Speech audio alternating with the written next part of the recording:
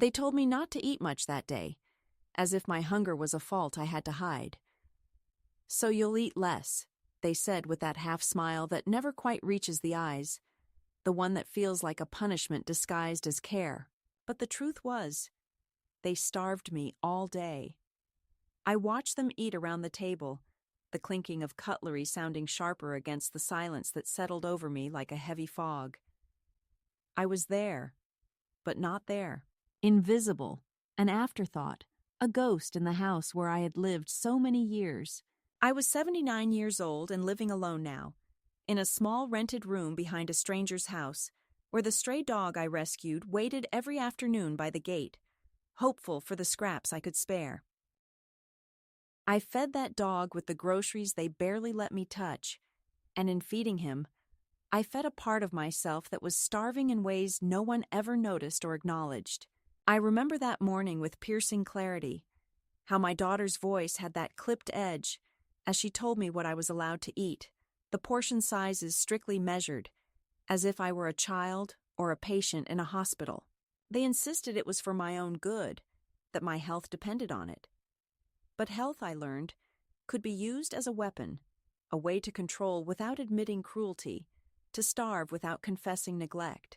That day the house was filled with the smells of roasting chicken and fresh bread, scents that teased and mocked the emptiness inside my own plate.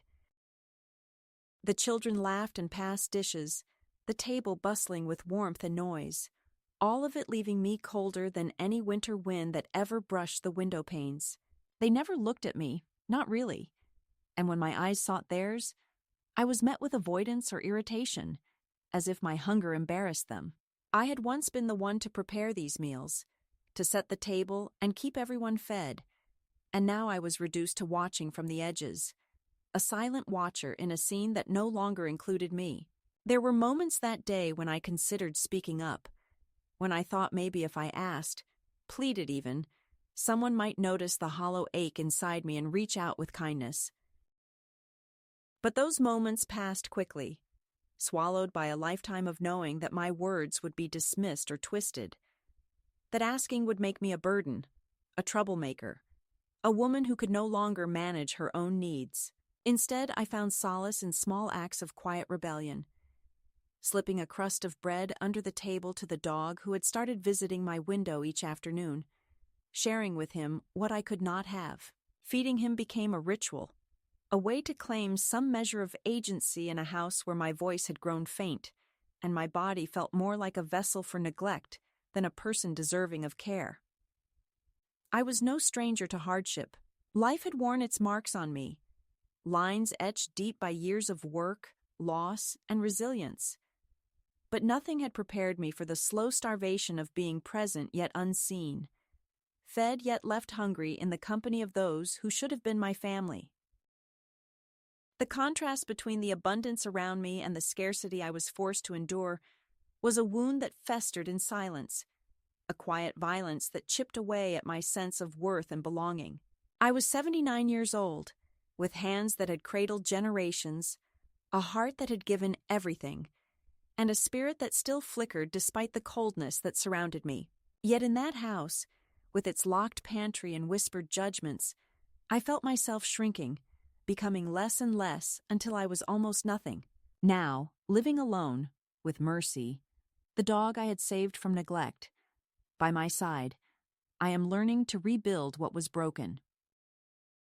The groceries I buy with my own money fill my small kitchen with sense of nourishment and comfort, reminders that I am still here, still capable of choosing for myself.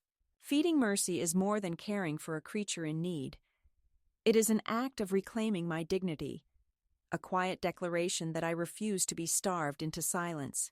My story is not unique, but it is mine, and in sharing it, I hope to give voice to the countless women who have been diminished by those closest to them, who have endured the slow erosion of love disguised as care. Hunger is not always visible. It is not always about food. Sometimes it is the hunger for respect, for recognition, for the simple humanity that too often gets lost in the shadows of family life.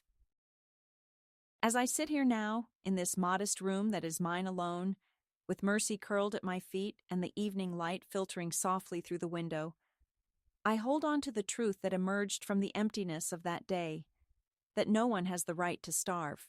You, not of food, not of love, not of presence, and if they try, you must find your own way to feed the parts of yourself they have tried to wither.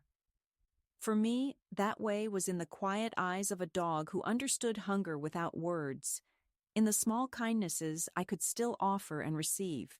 This is where I begin to tell my story. A story of starvation, yes, but also of survival, of resistance, and of the slow, steady return to life. The moment I realized something was truly wrong was the day they told me there wasn't enough food to go around. It was a quiet morning, the kind that starts with the slow creak of floorboards and the distant hum of the television downstairs. I was sitting at the kitchen table, waiting for breakfast, hoping for a bowl of oatmeal or at least a warm cup of tea, something to steady my shaking hands and ease the ache in my joints.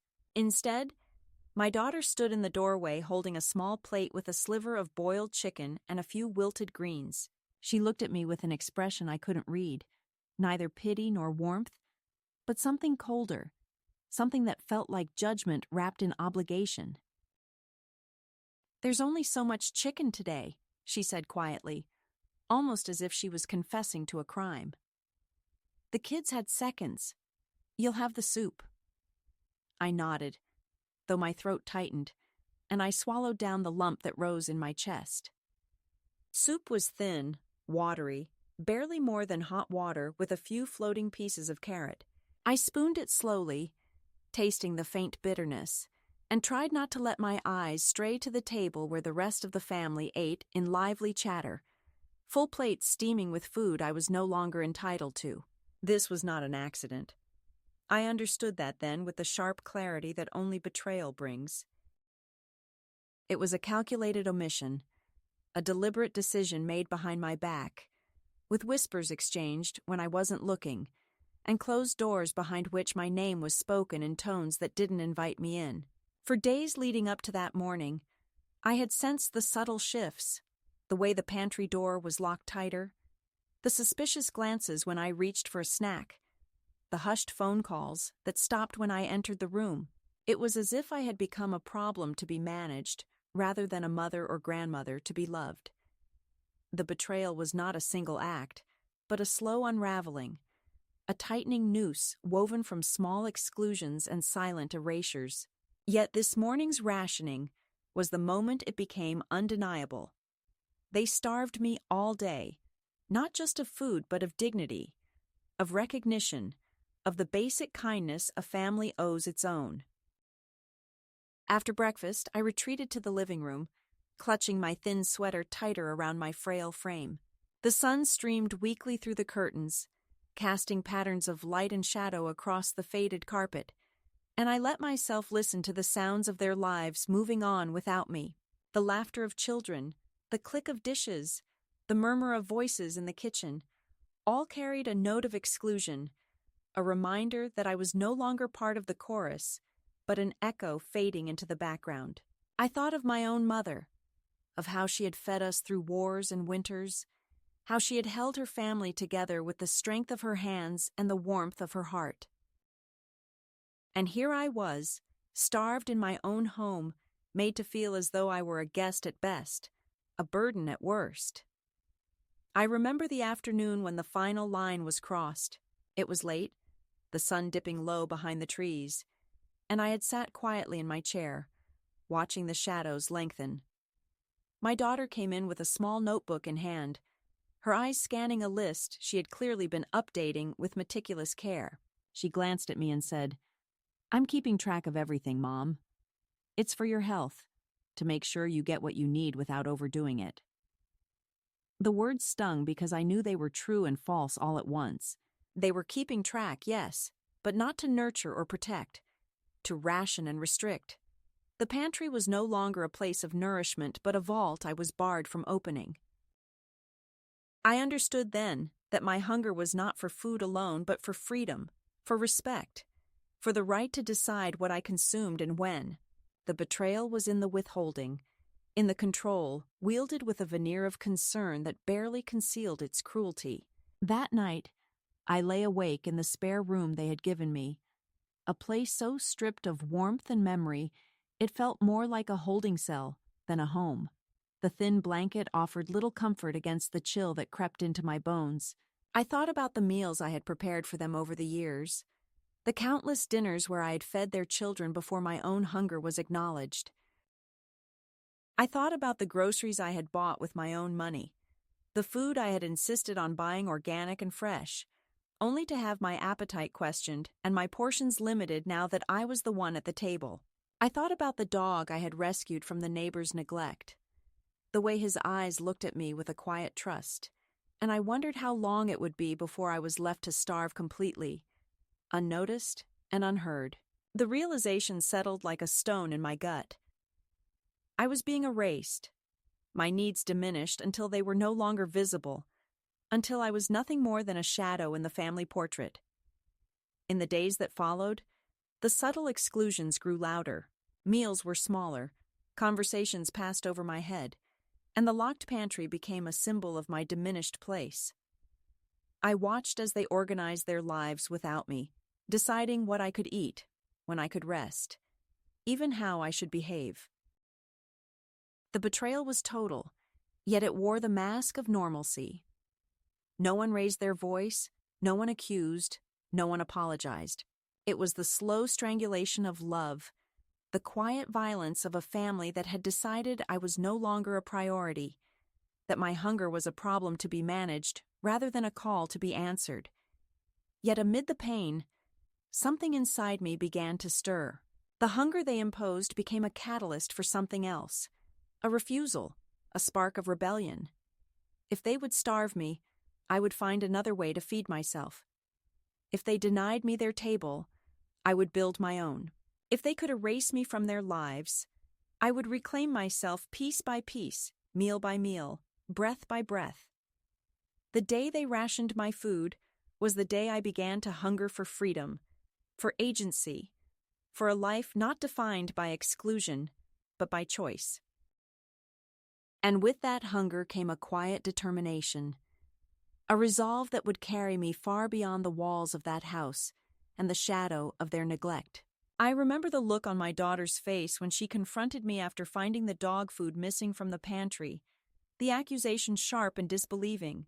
"You gave food to a stray while you starved in our home," she said, voice trembling with a mix of anger and hurt.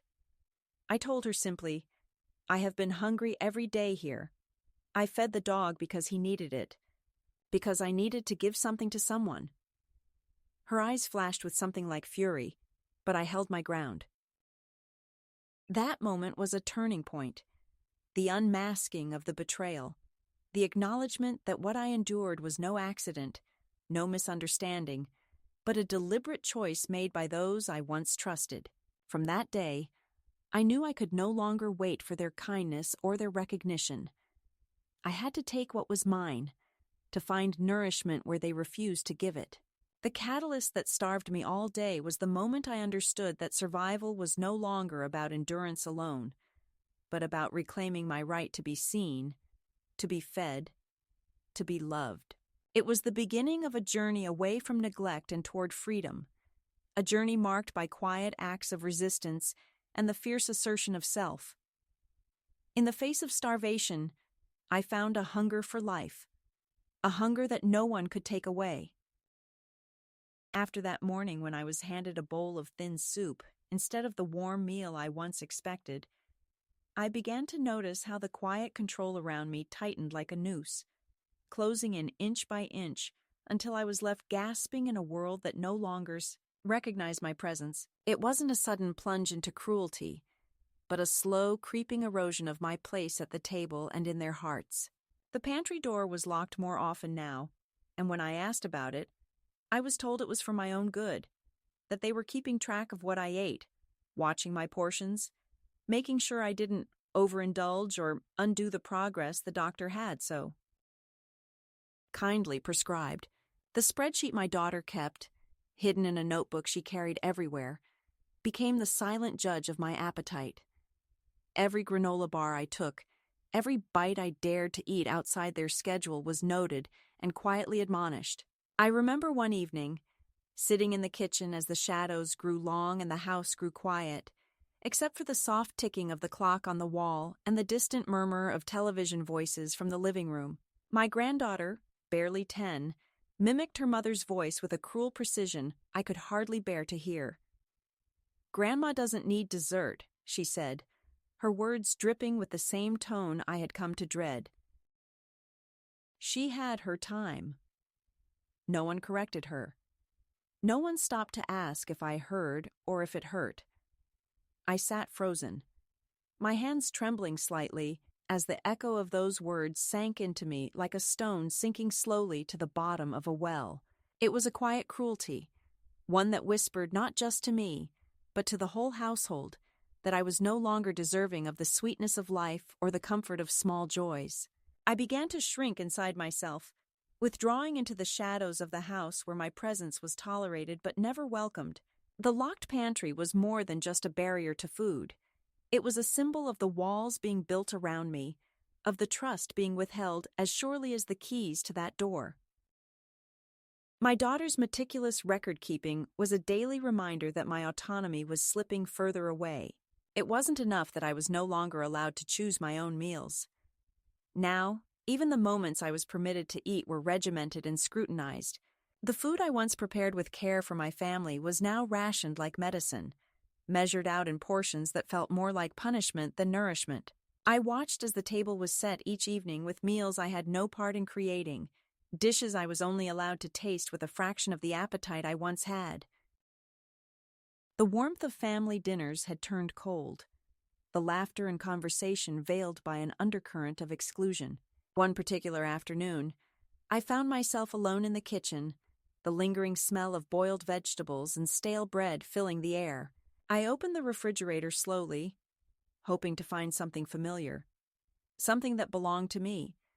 But the shelves were filled with containers labeled with names I didn't recognize, portions neatly divided into plastic boxes, each marked with a date and a strict calorie count. I reached for a small container of mashed potatoes, but my hand trembled and I hesitated. It wasn't just hunger I was feeling. It was the weight of being managed, controlled, observed like a patient rather than a mother. I closed the fridge quietly, the soft click of the door sounding like a final punctuation on a sentence I didn't want to finish. The house itself began to feel like a place I no longer belonged, the walls echoing with conversations that left me out, the furniture arranged in ways that made me feel like a guest rather than family. I stopped going to the family room in the evenings, choosing instead to retreat to my small bedroom where the silence was less painful than the hollow warmth of the main floor. The presence of my own things dwindled. The photos I had brought with me remained packed in a box, unopened, as if the memories they held were too fragile to face alongside the cold reality of my daily life. My role had shifted from caregiver and nurturer to observer and shadow, someone to be seen but not heard, someone to be managed but never embraced. The constant watchfulness became suffocating. I caught glimpses of whispered conversations as I passed by rooms, the hushed tones falling silent when I entered, the subtle exchange of glances that spoke volumes in their absence of words. My daughter's phone calls were brief and businesslike, the warmth I had known in her voice years ago replaced by a careful distance. My son-in-law avoided eye contact, his presence in the house measured and deliberate, like a man navigating a minefield of unspoken tensions. The children grew accustomed to my absence, their questions about me fading into silence as they learned that Grandma was someone who stayed in her room, ate what was given, and didn't ask for more. In those quiet moments, I found myself reaching for small comforts. A cup of tea made just the way I liked it, a worn sweater that smelled faintly of home, a book whose pages held the promise of escape. But even these were tinged with sadness, reminders of a life that had slipped through my fingers like sand. I thought often about the dog who came to my window each afternoon, a scruffy mutt with wary eyes and a gentle soul. He was the one constant in my days, the one creature who didn't judge or measure my worth by the food I ate or the role I played. I began slipping bits of leftover rice, cheese, and scraps through the window for him, feeding him as if I were feeding a part of myself that had been starved too long. This small act of kindness became a lifeline, a way to reclaim some semblance of agency in a world that had shrunk around me. Despite the growing isolation, I held on to moments of quiet rebellion. I resisted the urge to disappear completely, to give in to the slow erasure that threatened to consume me. I kept a journal hidden beneath my mattress, where I wrote down memories, dreams, and small plans for a life that might one day be mine again. I found solace in the routines I created: the morning walk to the corner store, the slow folding of laundry, the ritual of feeding the dog. These acts, though small, reminded me that I was still here, still capable of choosing, still worthy of care and respect. Yet the escalation of control was relentless. The locked pantry became the battleground where trust was broken and my will tested. I was accused quietly of hoarding or sneaking food, of being ungrateful or difficult. The accusations were never loud, but their impact was profound. Each one chipped away at my confidence, making me question my own judgment and the validity of my needs. I was made to feel as though I were the problem, the obstacle to the harmony of the household. But beneath the surface, a quiet fury grew, not one of anger, but of determination. Determination to find a way out, to reclaim my dignity, to feed myself in every sense of the word. As the days turned into weeks, the lines between love and cruelty blurred, and I realized that the greatest violence I endured was not the withholding of food alone, but the withholding of my humanity. I was being starved not only of nourishment but of presence, of voice, of choice. The first escalation was a test of endurance, a crucible in which I learned the depths of my own strength and the limits of their compassion. And in that learning, I began to see a path forward, a path that led away from the locked pantry and the whispered accusations toward a life I would build on my own terms. There came a day when I realized waiting was no longer an option. The quiet oppression that had settled over my life was like a slow storm, pressing me down until the weight became unbearable. It was not a sudden awakening, but a gradual unfolding, a soft crack in the wall of silence I had built around myself. I found myself lingering longer in the garage, where the dog food was kept, a small locked room at the back of the house I was barely allowed to enter. The cans of stew, marked with fancy labels like with bone marrow or premium organic, were meant for the purebred retriever that belonged to the neighbors, a dog pampered and adored, the center of their world. But somehow, this scruffy mutt that waited by my window had found his way to me, his eyes full of cautious trust, and in feeding him, I fed a part of myself that had been starving far longer than my body. It started as a simple act, almost accidental. I opened one of the tins quietly, careful to make no noise that might betray me, and I spooned out a portion, setting it gently into a small dish I had found in the corner of the kitchen. The dog was hesitant at first, but hunger outweighed fear, and he ate with a hunger that mirrored my own. Feeding him became my secret ritual, a small rebellion against the silence and control that had defined my days. It was more than just food. It was an act of love, of connection, of reclaiming agency in a world where I had been told to be small, to eat less, to disappear. I began to slip bits of cheese, scraps of bread, and little treats to him whenever I could, hiding the evidence in my coat pockets, sharing what was denied to me. In those moments, the dog was not just a stray but a companion, a witness to my refusal to be broken by neglect. His presence reminded me that survival was not only about endurance, but about finding nourishment in unexpected places, about the power of small acts to reclaim what has been lost. Feeding him was feeding myself, a quiet affirmation that I was still here, still fighting, still deserving of care. This shift in my daily routine sparked something deeper within me, I began to imagine a life beyond the locked doors and whispered judgments, a life where I could choose what and when to eat, where I could be seen and heard without apology. The act of feeding the dog was a small step, but it was the first step toward reclaiming my independence.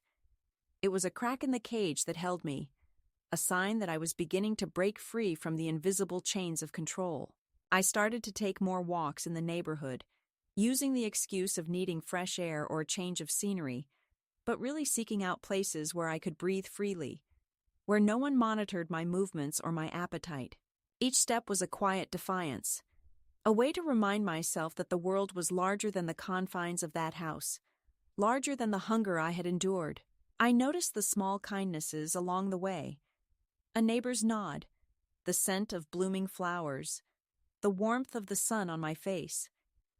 These simple moments became anchors, grounding me in a reality that was mine to shape.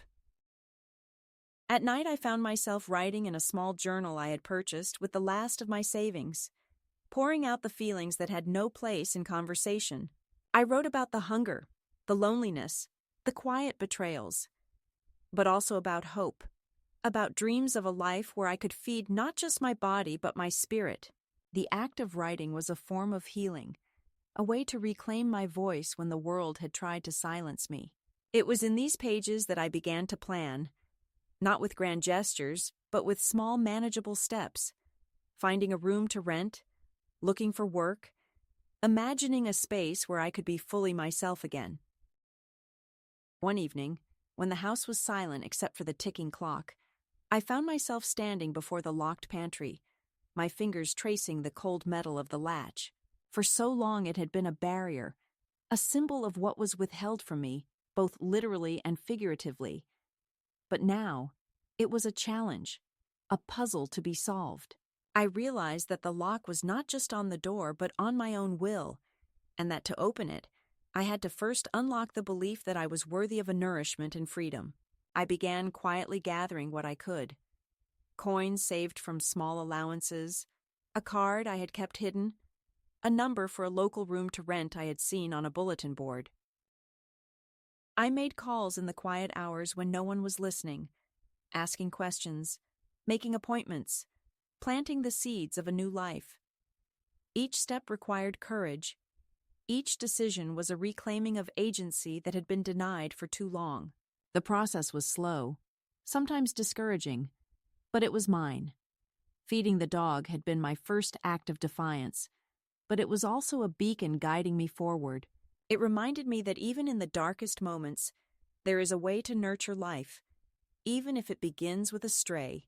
I began to understand that survival is not simply about enduring what is done to you, but about finding ways to respond, to resist, to build anew.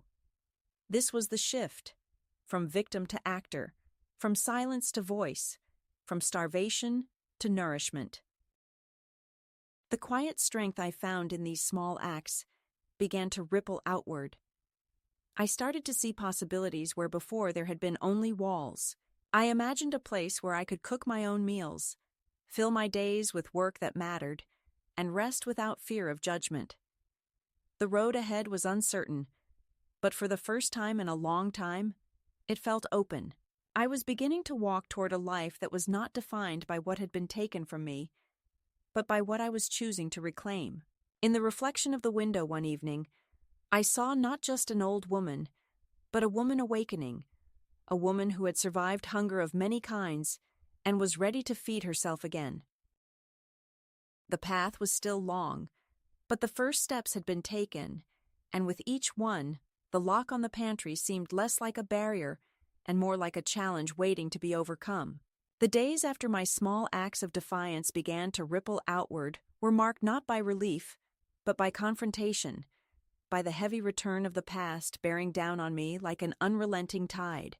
It was as if my decision to reclaim some part of myself was a provocation, a threat that could not be ignored or forgiven so easily. The calm I had begun to build around feeding the dog, stepping outside the boundaries set for me, was shattered by the sudden, sharp intrusion of their anger and control. They found out. Or perhaps they never really needed to find out. Perhaps they were always watching, waiting for the moment I dared to step beyond the silence they had imposed. I was caught one evening, as the sun dipped low and the house grew quiet in the twilight. I had slipped into the garage once again, that locked sanctuary where the dog food was kept, and quietly spooned out a portion of the stew I had come to cherish, the one with the bone marrow, the kind they bought for their precious retriever. I set it down gently on a small dish, hoping the dog would come quickly, that no one would notice. But this time, a shadow fell across the doorway. A camera, hidden and watching, had caught me in the act. It was an invasion, a betrayal of trust I had not even dared to offer. They watched me through that lens, not with empathy, but with suspicion, with a readiness to condemn. Later at the dinner table, the footage was played back, not in private, but as a spectacle, a trial where I was the accused and they the jury.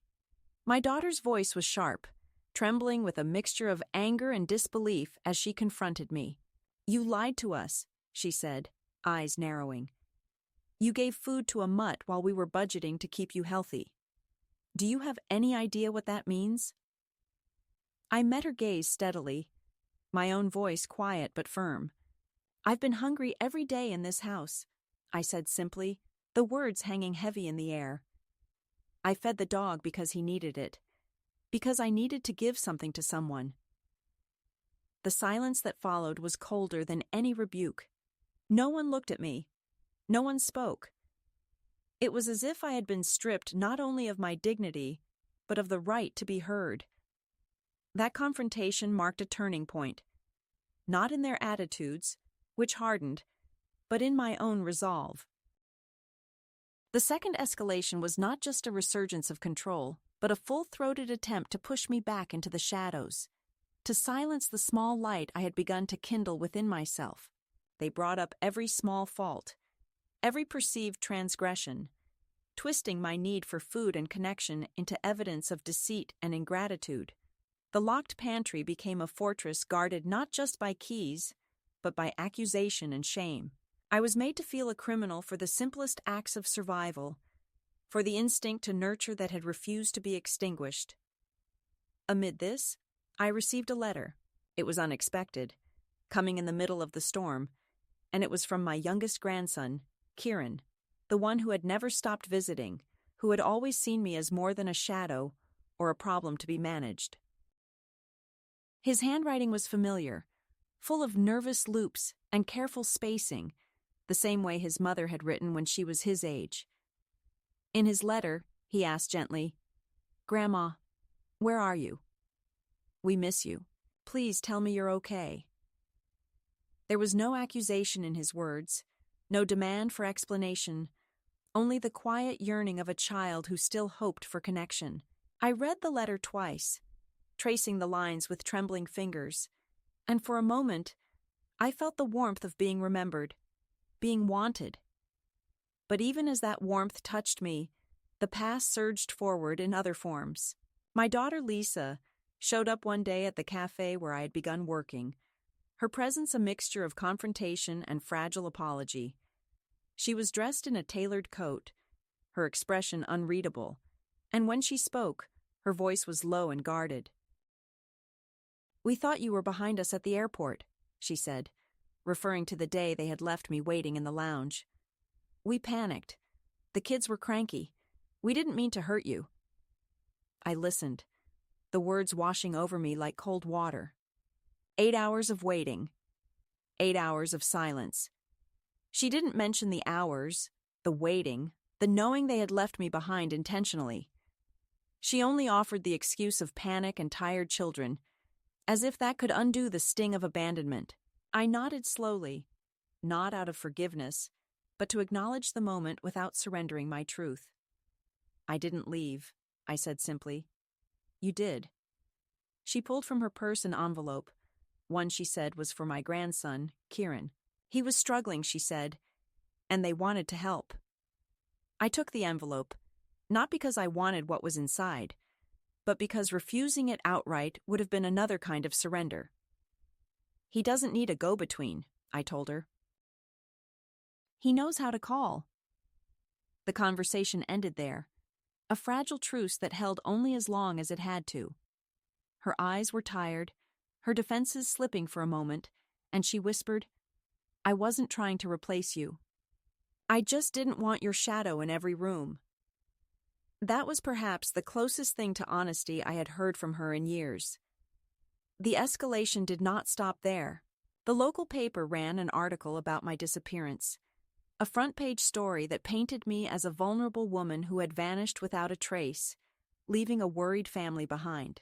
Quotes from my son and daughter-in-law were full of concern and fear, but beneath their words, I heard the faint echo of possession, the need to control the narrative, to frame me as a victim rather than an agent of my own life.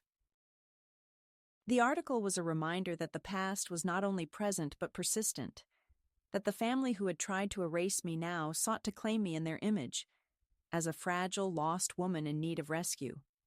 Legal pressure soon followed. A lawyer arrived at the cafe, representing Adam and Lisa, with carefully worded requests about my well-being and assets. They wanted to ensure I was in a safe environment, to discuss next steps, euphemisms for taking back control, for reelings, me and under their terms. I looked at the man, calm and steady, and told him plainly, "Tell Adam and Lisa I'm not a pet. They forgot to pick me up, and there are no next steps unless I take them."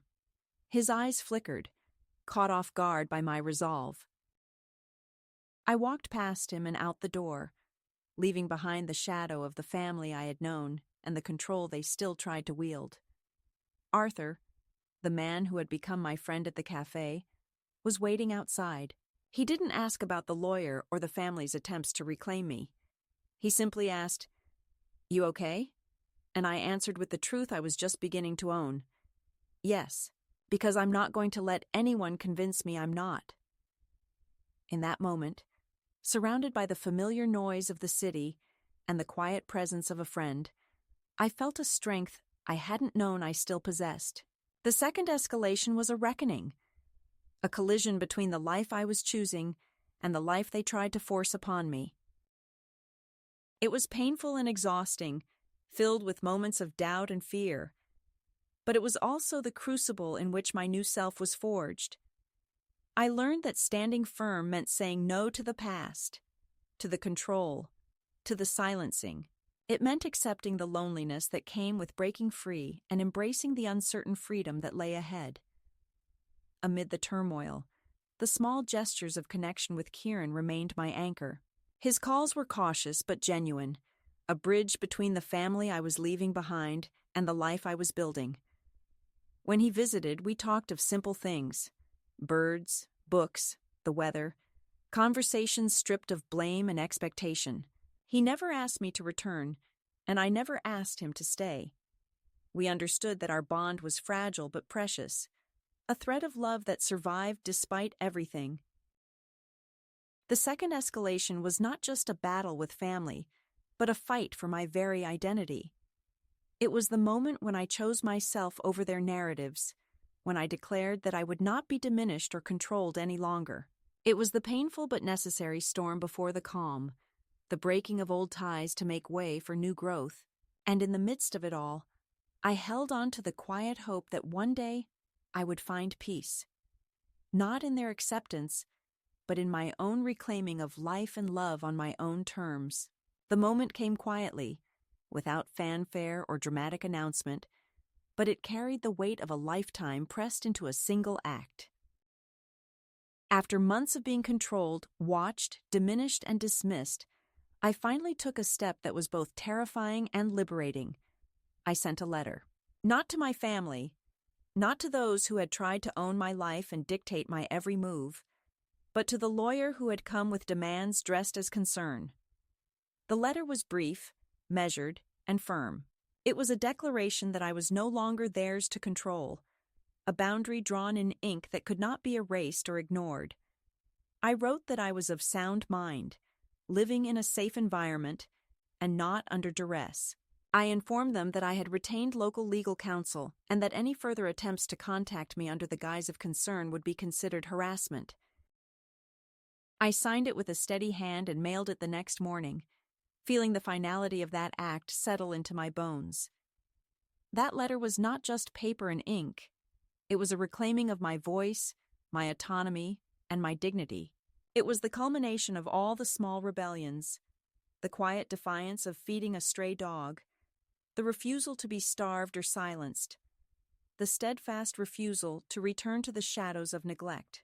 It was the moment I took control of my story, refusing to be written into a narrative of victimhood or pity. Sending that letter was a way of saying, I am here, whole and unbroken, and I will no longer be a part of your script. It was the sharp, clean cut of a tether severed, the final boundary that marked the end of one chapter and the beginning of another. The days after I sent the letter were filled with a strange mix of silence and anticipation. The calls and messages that had flooded my phone slowed to a trickle and then stopped altogether. The legal threats and veiled concerns fell away like dead leaves in autumn, leaving a quiet that was not empty but full of possibility. I began to feel a lightness I had not known in years, a lifting of the weight that had pressed on my chest and dimmed my spirit. I was still cautious, still aware that the past could reach out again, but for the first time in a long time, I felt a sense of peace, a fragile but real peace that came from standing firm and choosing myself. The letter was not the only act of reclamation that marked this climax. I also sent a brief note to Lisa, my daughter-in-law, a woman who had played a central role in the denial of my dignity and the control of my life. The note was short but clear. I told her that I knew what she had done and what she had left unsaid. I said I was not angry, but that I was not coming back. I wished her well and told her to take care of her own life now, because I was finally starting mine.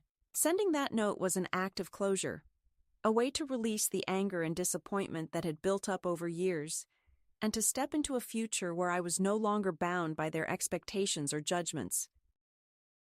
That evening, as I sat on the porch of the small house I now called home, wrapped in a quilt and watching the moon rise, I felt the truth of what I had done settle around me like a warm embrace. The night was calm, the air cool and soft, and the world seemed to hold its breath with me. I was not the woman they had tried to make me. Invisible, silent, compliant. I was someone new, someone who had endured hunger in many forms, and had chosen to feed herself instead. The act of writing those letters, of sending them out into the world, was not just about ending old ties, but about affirming a new identity, one grounded in self-respect, resilience, and hope. In the days that followed, I began to see the tangible fruits of that choice. Heather, the young woman who ran the cafe where I worked, offered me extra shifts without asking, recognizing the steady presence I had become. Arthur, my quiet friend who had stood by me through so much, came in one day looking tired but steady, and we shared a moment of understanding without the need for many words. "You look lighter," he said simply. I smiled and told him about the letter, the one I had written and sent, the one that marked the turning point.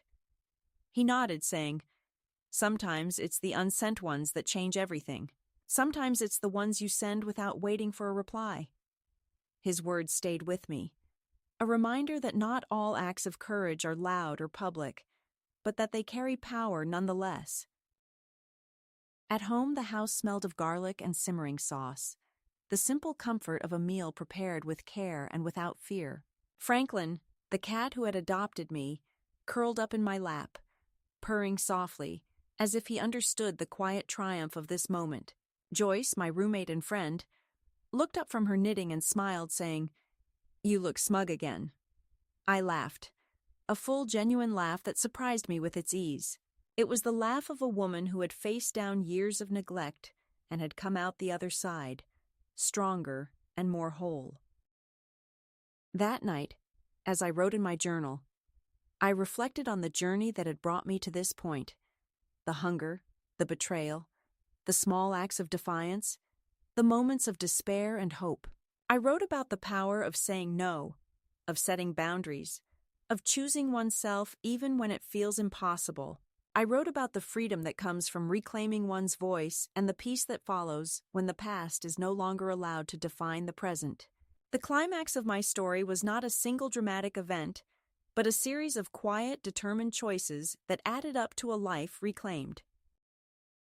In sending those letters, I had not only closed a door, but opened a window to a new world, one where I was no longer waiting for permission or forgiveness, where I could feed my body and soul without shame, and where I could live fully and freely on my own terms. It was the moment I stepped out of the shadows and into the light of my own making, the moment I stopped being a ghost in my own life and became a woman who had learned to stand tall again. The days after the letters were sent settled into a new rhythm, quiet but alive with possibility. I found myself waking not to the weight of expectation or the sting of exclusion, but to a calmness that was unfamiliar and yet deeply needed. Living alone in that small rented room, with Mercy curled at my feet and the soft morning light filtering through the curtains, I began to feel the edges of my life soften in a way that was not surrender, but acceptance. Acceptance of myself, my history, and the life I was determined to build. There was no grand revelation or triumphant declaration, only the steady unfolding of a life reclaimed piece by piece. One of the most profound moments came in a letter from Kieran, my grandson, who had never stopped reaching out. His words were simple but full of meaning, a bridge across the years and wounds that still lingered. He told me he was coming to visit, that he wanted to see me without the shadows of the past looming between us. When he arrived, we met quietly, not needing to fill the silence with explanations or apologies.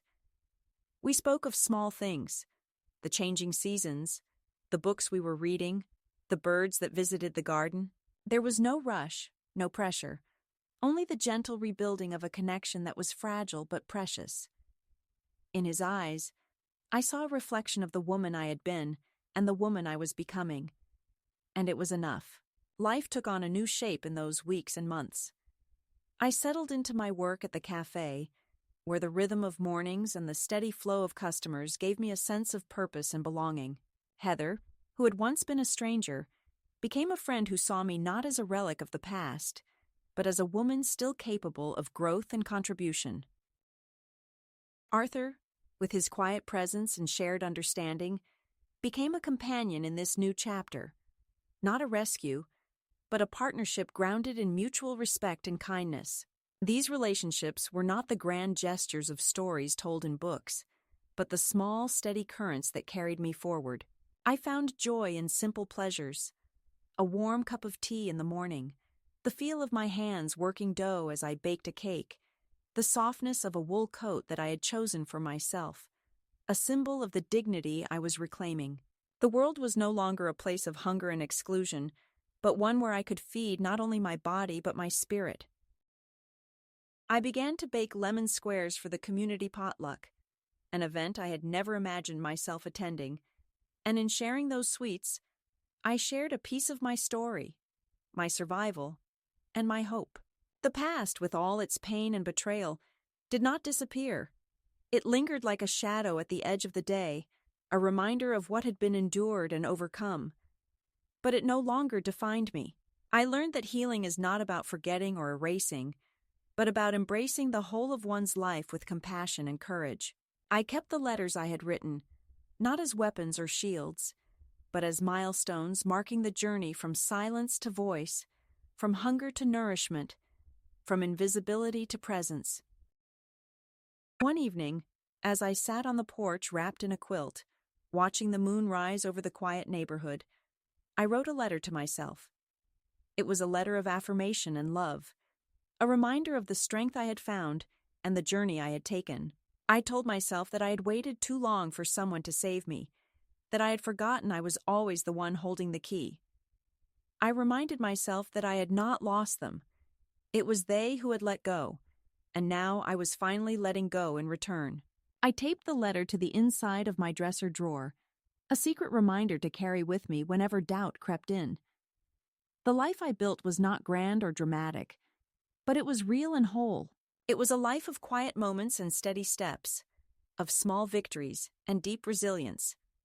I learned that freedom is not always loud or public, but often found in the soft spaces where one dares to be oneself. I learned that love and respect begin with oneself, and that choosing to nourish one's own spirit is the first act of true rebellion. If my story finds you in a moment of silence or struggle, know this: you do not have to wait for permission or a perfect sign to choose yourself.